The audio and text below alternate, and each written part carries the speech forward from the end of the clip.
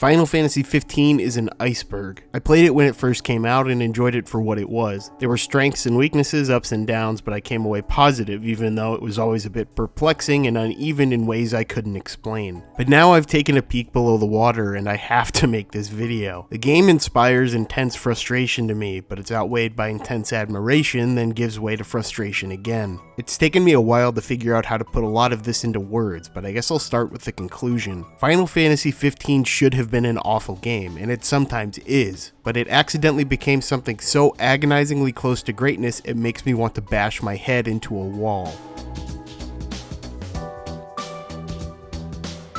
It's sort of impossible to talk about Final Fantasy 15 without talking about its development. Final Fantasy 15 was announced in 2013, 3 years before its release in 2016. Except it wasn't. Back when Final Fantasy 13 was announced in 2006, two games were announced alongside it. These would combine to form a sub-series with an extremely pretentious name I won't try to pronounce. The first of these was Final Fantasy Agito 13, later renamed Final Fantasy Type 0, and then Final Fantasy Versus 13, an action-focused title directed by Tetsuya Nomura and developed by much of the team behind Kingdom Hearts. Despite this announcement and gameplay being shown several times at various conventions, Versus 13 would be essentially permanently stuck in the pre-production phase. As late as 2011, 5 years after its announcement and with a staff of nearly 200 people, Nomura claimed the game hadn't entered full production yet, which is it's fucking wild. Despite the game never really taking shape, it also had a constantly ballooning scale, eventually necessitating a completely new engine to be made to support its open world.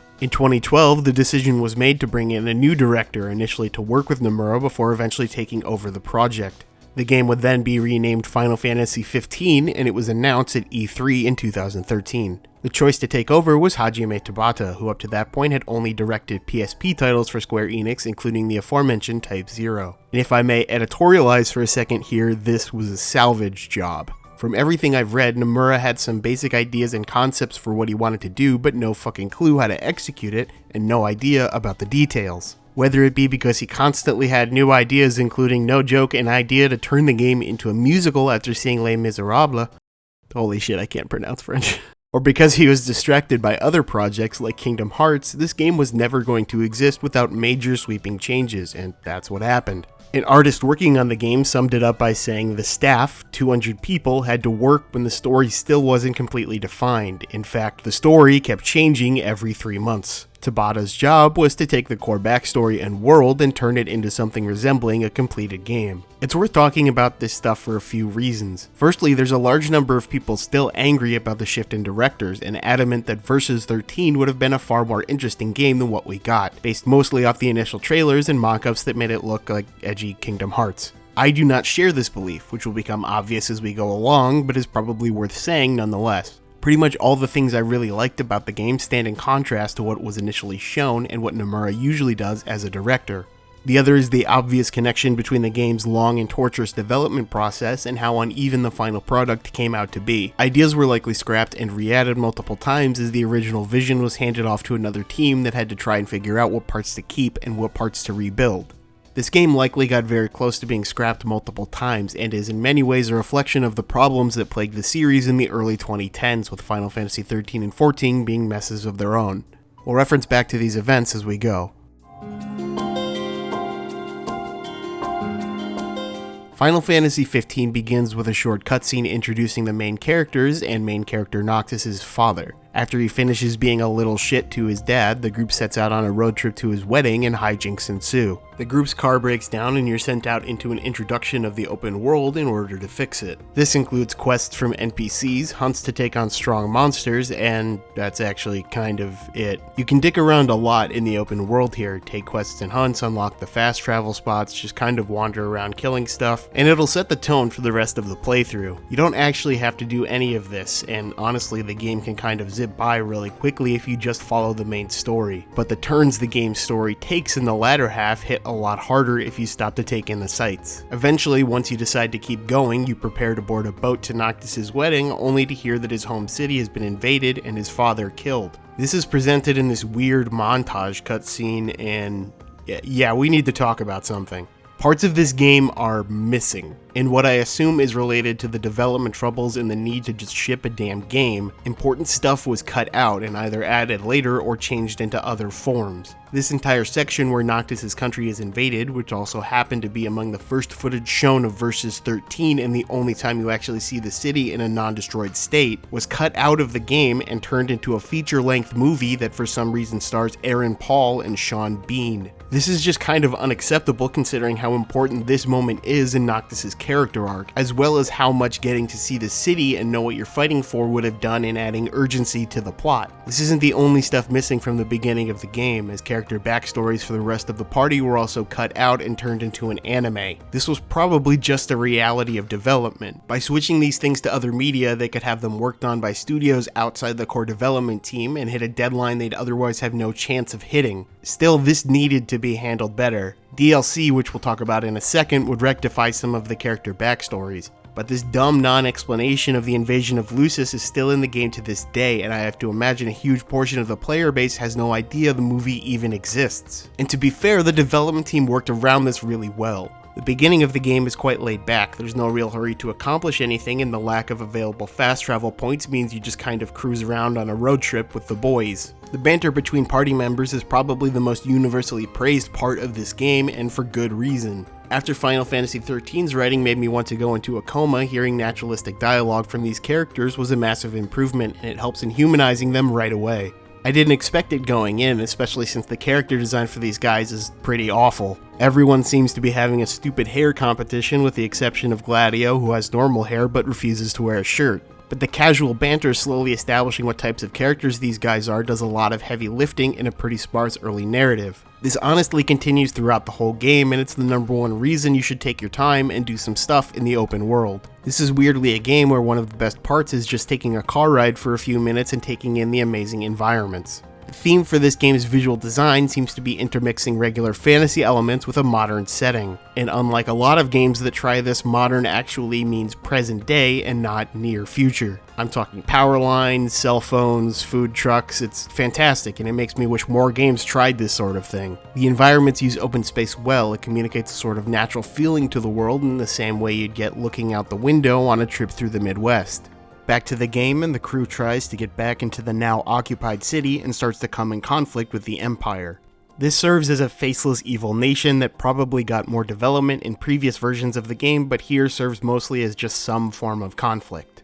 The story meanders a lot in this middle section, at first being about finding a bunch of tombs, then about communing with all the gods in order to get some poorly explained power. The goal here seems to be slowly expanding the world and allowing the player to form a bond with this merry band of hair gel abusers without the main story getting in the way. The monotony of the open world can definitely take its toll here, and I think a lot of people probably just dropped this game when they realized there wasn't much depth to be found in the sort of activities you'll encounter. The main story runs through some interesting set pieces before it shifts away from the open world in the latter half. There's a pace you have to take here that the game does a pretty awful job of communicating. Do a story mission, do hunts and quests, and repeat, but don't do all the side stuff at once because you'll burn out from repetition. It's passable for most of the way, but it'd be much better if the game had a little more structure. And while we're talking about the open world stuff, we should probably touch on combat because that's what most of it boils down to. The best way to describe it is it's floaty and shallow, but still often satisfying. You'll auto-attack when holding the attack button and auto-dodge when holding the dodge button. Precision is very rarely required, and you'll warp from enemy to enemy, swapping weapons and triggering group attacks with the homies. When it flows well, it works great. Being able to matrix dodge, teleport all over the place, and flank enemies with combo attacks hits a pretty unique type of power fantasy. Unfortunately, there's just not a lot of depth here. You won't see much of a shift in how you approach battles from start to finish. In fights against tougher enemies, especially small ones, their animations were clearly not built around proper telegraphs, and the game's not super intuitive about letting you know when you need to go on the defensive. In lieu of attacks that let you know to switch from offense to defense, the game just pops a giant guard button in the middle of your screen. Which is a shame because the idea of using MP to auto-evade is pretty cool, and it would have been nice to see better animations that supported it. It's worth noting that pretty much all versions of the game now come bundled with the DLC that allows you to control other characters, and this is huge for adding variety. Picking and choosing whether to control Noctis, Ignis, or Gladio definitely gives the combat a bit more depth in the tougher fights. I would say my opinion on the combat is almost purely neutral. There's a lot of bad here and a lot of good, and I wouldn't say one side really outweighs the other. It becomes sort of this formality that the game needs to connect everything else together, and the best thing I can say about it is I never got so bored that I wanted to avoid combat. In that DLC I mentioned, at various points in the story, two characters will just outright leave the party, one with basically no explanation, and a third character undergoes a pretty major incident completely off screen. These are where the DLC episodes take place, but these episodes are not expansions on events that happened in the game, they're just the events. The game continues on without giving you any information on what happened in these gaps. It's incredibly jarring because these are genuinely really important character moments, and on launch there was just nothing there. Seriously, Gladio leaves the party with no explanation, then comes back with no explanation. Prompto has a major revelation about who he is, and then he just explains it to you when he rejoins. There's no chance these gaps were left unintentionally. This was leaving stuff out of the main story because they didn't want to, or more likely didn't have time to integrate it with the main game. It's just not how you design video games. Combined with the cut-out backstory that they threw into the anime, there's just this awkward and indefensible gap where the content should be and isn't. After about 20 or so hours of open world tomfoolery, you sail to not Italy and the game swaps to being totally linear. You can use a sort of chapter select thing to get back to the open world, but for the purposes of the story, you're on rails for the last 6 chapters or so.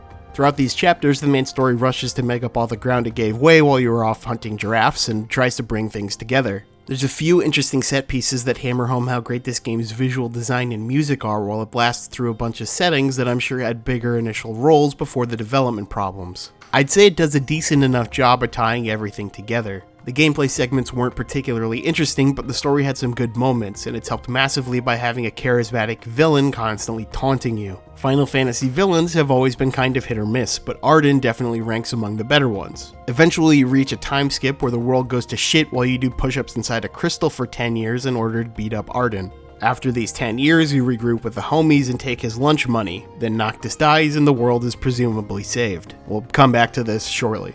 So I just spent 2,500 words, holy shit, on describing the game, and I would assume what I've talked about doesn't remotely sound as good as I described in the beginning, or at least not nearly good enough to cause such frustration. You've got a pretty but shallow open world, flashy but shallow combat, and characters who aren't shallow but you don't find out they aren't until you play the fucking DLC. Everything I've described so far describes a standard, forgettable 6 out of 10 experience. Something that leaves your mind the second you finish it. And while I just spent 2,500 words describing how forgettable this game is, the game fires back and demands to be remembered with 5 words of its own.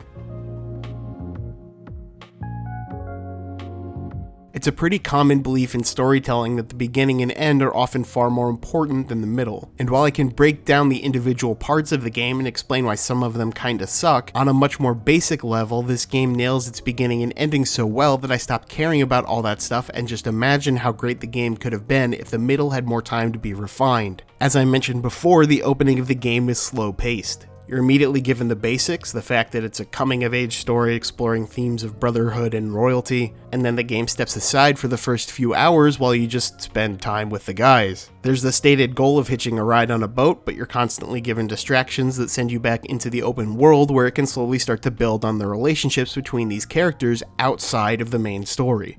This is stuff that seems optional at first glance, and you can breeze through plenty of it if you really want to, but for at least those first few hours you shouldn't.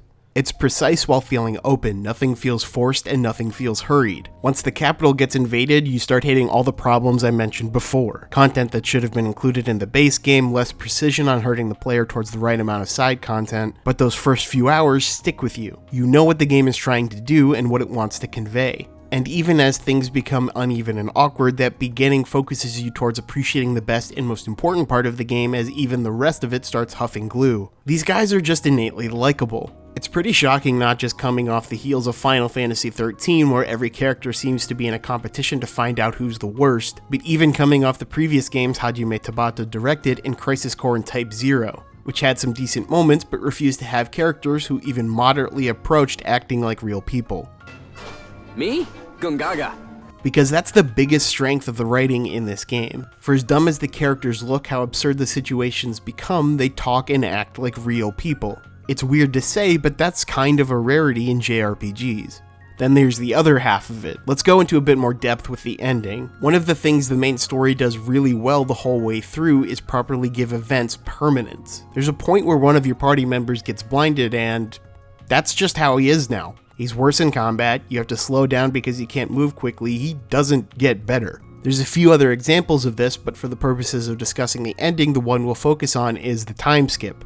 When Noctis gets shop-vac into the crystal, the world completely goes to shit. It's eternally nighttime, the world becomes infested with demons, civilization effectively collapses. And you can't undo those 10 years, they happened, and it's made more powerful by the fact that it wasn't an intentional choice. Noctis is effectively tricked into touching the crystal thinking it'll help him stop the demons, which it does, just after telling the rest of the world to fuck off for 10 years. Once you come out the other side, you meet up with the rest of the group, and there's this sort of intensity among them now. There's time they can't get back, mistakes they can't rewind, but they still know what they're supposed to do as the themes of brotherhood and royalty finally reach their conclusion. They banter, but it's not the same. They're happy to be together again, but they know it's not going back to how it was, and you as the player know too. These are not the same people you just spent 20 hours cruising the countryside with. The events of the story forever change them, and you feel that change. And the final gut punch is Noctis' death. The permanence of other major events in the game seems to be sort of preparing you for this, and the fact that the game kind of spells out that it's going to happen adds to the intensity I mentioned earlier. The characters seem to know too, they just can't bring themselves to talk about it. Noctis dying is a natural conclusion for the story. It fits, and while it's obviously pretty depressing, you understand why it needed to happen, and when the credits first rolled I felt sad but not empty in the way that endings like this sometimes make me feel. Except the game has one more cutscene up its sleeve.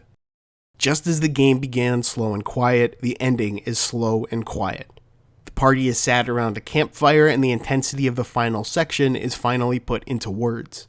The four of them sit there knowing what's coming next and trying to figure out how the hell to emotionally handle it. This scene is near perfection, legitimately as close to perfection as I've ever seen a video game ending reach. From the cinematography to the animation to the absolute masterclass that is Ray Chase's voice acting as Noctis, everything works. Every moment you spent with them runs through your mind in the breaks of silence between lines, and you feel the complex emotions these characters are going through so exactly that it's like the game is breaking into your brain. And then the game hits you with those 5 words, the 5 words that invaded my perception of the game and made me legitimately pissed. The rest of it wasn't this good.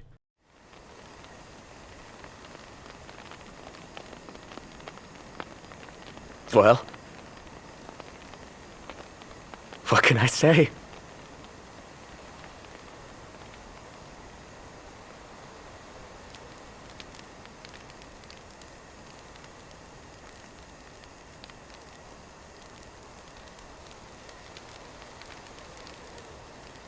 You guys are the best.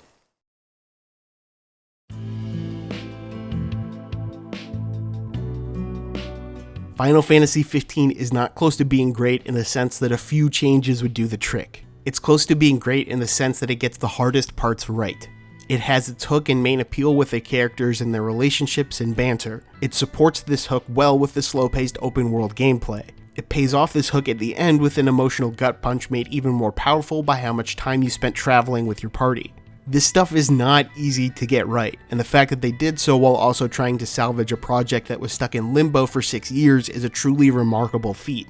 You can't help but imagine a more refined middle section, with the character backgrounds from the DLC incorporated into the main plot, with an actual explorable main city before it falls to an invasion, with a better implementation of the various countries and factions of the world in order to flesh it out. I can't help but think this game had the chance to be one of the greatest games ever made if it just got a few more years of development time or more was done in the 6 years Nomura was at the helm. Shortly after the game's release, the 3 mentioned DLC packs were announced in their solid additions. They're incredibly short, but switch up the combat and flesh out the characters reasonably well, with episode Ignis being a standout. Playing these as you go through the main game can really help flesh out the characters, even if it does stunt the pacing a bit. There definitely does seem to be room for more DLC though. And hey, look at this, it's an announcement for 4 additional DLC packs. packs that would add to the villain's backstory, give more screen time and development to one of the most important characters of the game that didn't get enough, content that would expand on the nations and conflicts of the world, and then finally tie all of these packs together in a non-canon fan service ending where things are less depressing.